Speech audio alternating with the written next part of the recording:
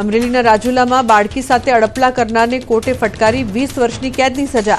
આરોપી જયસુ કડેવાલને સ્પેશિયલ કોર્ટે પોક્સો કેસમાં સજા ફટકારી. ભોગ બનનારને 50,000 વળતર પેટે ચૂકવવા આદેશ.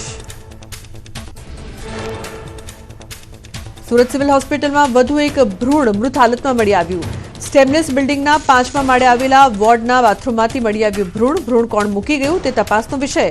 ખટોદરા પોલીસે સીસીટીવીના આધારે શરૂ કરી તપાસ. ગુલિયન બાર સિન્ડ્રોમ વાયરસને લઈને આરોગ્ય તંત્ર સતર્ક. મહેસાણા બહુચરાજીમાં જીબીએસથી 17 વર્ષીય વિદ્યાર્થિનીનું થયું હતું મોત. વિવિધ વિસ્તારમાં આરોગ્ય વિભાગે સર્વેલન્સની કામગીરી શરૂ કરી. આ વાયરસથી મસલ્સમાં કમજોરી અને પેરાલિસિસનો વધુ ખતરો.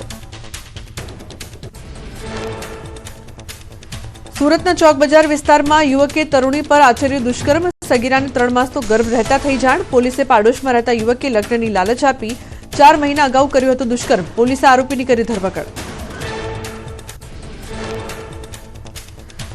સુરતમાં આરટીઆઈ કરી લોકો પાસેથી નાણાં ખંખેરતો આરોપી દબોચાયો. સુરત મહાનગરપાલિકાના ઉધના સાઉથ ઝોનની કચેરીમાં ખોટી ફરિયાદો કરતો હતો. આરોપી સામે 3 ગુનો દાખલ કરાયા. પોલીસ તપાસમાં હજુ થઈ શકે છે મોટા ખુલાસા. અમદાવાદ બાદ સુરતમાં બોગસ લાયસન્સથી હથિયાર ખરીદીનું કૌભાંડ આવ્યું સામે. નાગાલેન્ડના ડોક્યુમેન્ટ્સ પર લાયસન્સ બનાવીને હથિયારો ઇસ્યુ કરાતા સુરતના 4 આરોપીની ધરપકડ. ગુજરાત એટીએસ અને ક્રાઇમ બ્રાન્ચે કર્યો પર્દાફાશ. સુરતના પ્રખ્યાત ગજાનન ગન હાઉસમાંથી બોગસ લાયસન્સથી 51 હથિયારો ઇસ્યુ કરાયા. 20 હથિયાર, 93 કારતૂસ, 4 બોગસ હથિયાર લાયસન્સ કબજે કર્યા. કૌભાંડમાં સામેલ 16ને વોન્ટેડ જાહેર કરીને વધુ તપાસ હાથ ધરી. અમદાવાદમાં નકલી હથિયાર લાયસન્સ કેસમાં તપાસ તેજ. મોડી રાત સુધી એટીએસ દ્વારા તપાસનો ધમધમાટ. આરોપીના ઘરે સર્ચ. નાગાલેન્ડ અને મણિપુરનું નકલી લાયસન્સ આપતા કુલ 7ની ધરપકડ. રાજકોટમાં સામાજિક તત્વોના ગેરકાયદેસર દબાણ પર ફરી વળ્યું બુલડોઝર. પ્રદ્યુમન પોલીસ સ્ટેશન વિસ્તારમાં સલીમ માણેક નામના હિસ્ટ્રી શીટરના ગેરકાયદેસર બાંધકામ પર બુલડોઝર ફર્યું. આરોપી સામે કુલ 10 ગુનાઓ દાખલ. દ્વારકામાં ફરી ચાલ્યું તંત્રનું બુલડોઝર. ખંભાળિયામાં સરકારી જગ્યા પરના દબાણ દૂર કરાયા. લલિયા ગામના બુટલેગર રાહુલ ધારાણીનું ગેરકાયદેસર દબાણ દૂર કરાયું. સરકારી જમીન પર બનાવેલું મકાન તોડી પડાયું. વડોદરાના ગોત્રીમાં યશ કોમ્પ્લેક્સ પાસે ગટર ઉભરાતા રસ્તા પર ગંદા પાણીની રેલમછેલ. અસહ્ય દુર્ગંધ ફેલાતા રાહદારીઓ પરેશાન. લોકો ગટરના ગંદા પાણીમાંથી પસાર થવા મજબૂર. પાલિકાના પાપે નાગરિકો પરેશાન. ગુજરાતના તમામ માધ્યમિક અને ઉચ્ચતર માધ્યમિક શાળાઓ માટે 2025-26નું શૈક્ષણિક કેલેન્ડર જાહેર. 26 ફેબ્રુઆરી 2026થી 16 માર્ચ ધોરણ 10-12 બોર્ડની પરીક્ષા લેવાશે. દિવાળી વેકેશન 16 ઓક્ટોબરથી 5 નવેમ્બર 2025 સુધી રહેશે. 15 જાહેર રજાઓ રહેશે.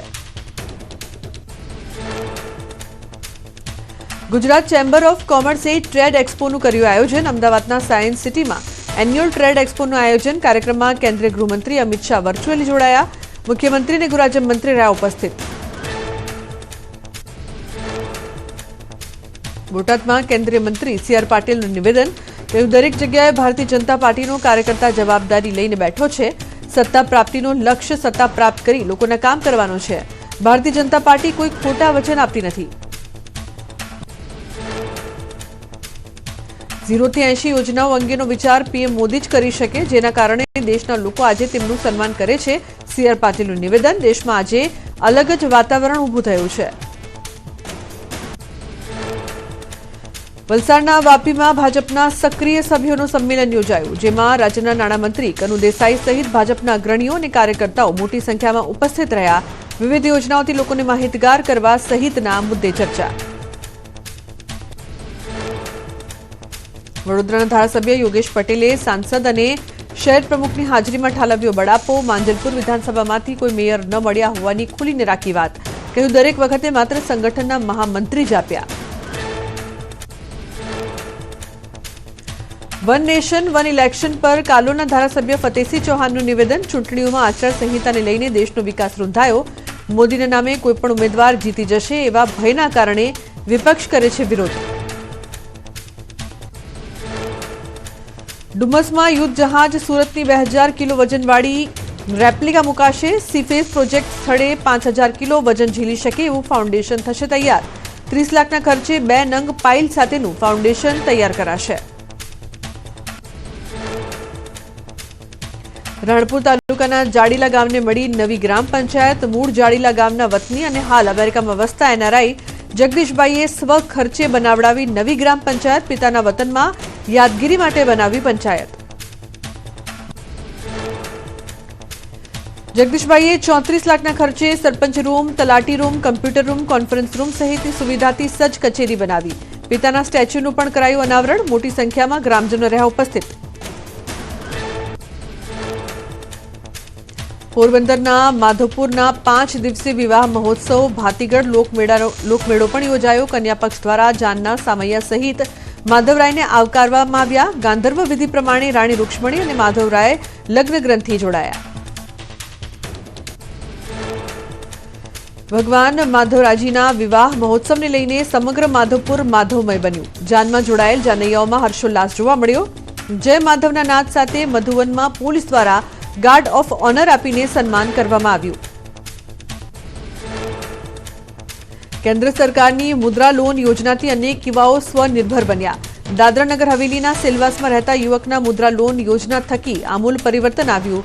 પેકિંગ મટીરિયલ્સ બનાવતી કંપનીની શરૂઆતથી એલિટ એન્ટરપ્રાઇઝ એક્સપોર્ટ કંપની વાર્ષિક 25 લાખનું કરે છે ટર્નઓવર. ભીષણ ગરમી વચ્ચે ઉત્તર પ્રદેશનું મથુરા મંદિર ફૂલોથી શણગારાયું. બાંકે બિહારી મંદિરના અદભુત દ્રશ્યો આવ્યા સામે. દૂર દૂરથી આવેલા હજારો ભક્તોએ કર્યા દર્શન.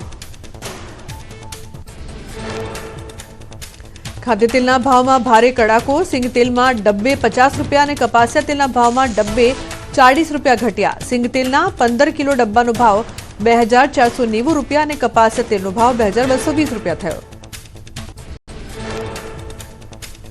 સુરતમાં રાંધણ ગેસમાં 50 રૂપિયાનો વધારો થતા આમ આદમી પાર્ટીએ નોંધાવ્યો વિરોધ. ભાવ વધારો પાછો ખેંચોના સૂત્રોચ્ચાર સાથે કાર્યકર્તાઓ કલેક્ટર કચેરીએ પહોંચ્યા. કલેક્ટરને આવેદન આપી ભાવ વધારો પાછો ખેંચવાની કરી માંગ.